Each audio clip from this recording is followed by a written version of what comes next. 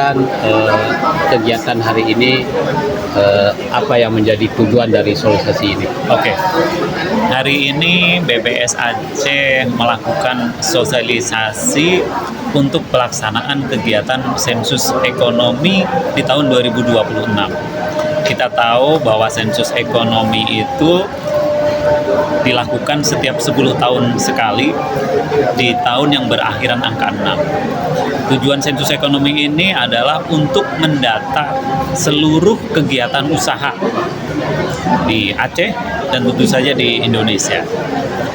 Nanti kita akan tahu sektor-sektor apa saja di Aceh yang potensial, sektor apa yang perlu dikembangkan lagi, dan penyerapan tenaga kerja di sektor-sektor tersebut.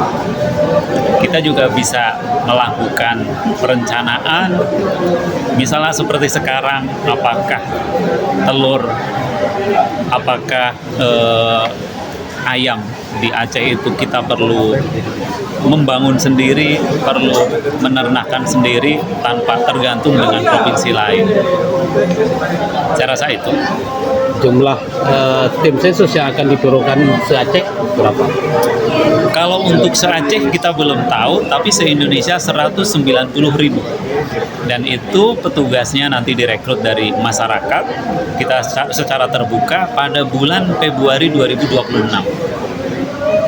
Terkait sektor, ada nggak perbedaan sektor pada sensus sebelumnya dengan sensus yang akan datang?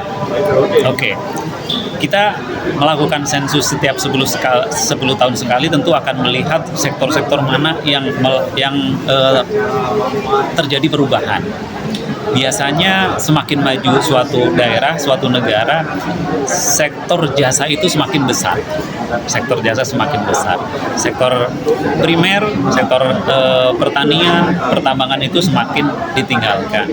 Kemudian beralih ke sektor industri, dan semakin maju suatu daerah atau negara akan semakin besar sektor jasanya.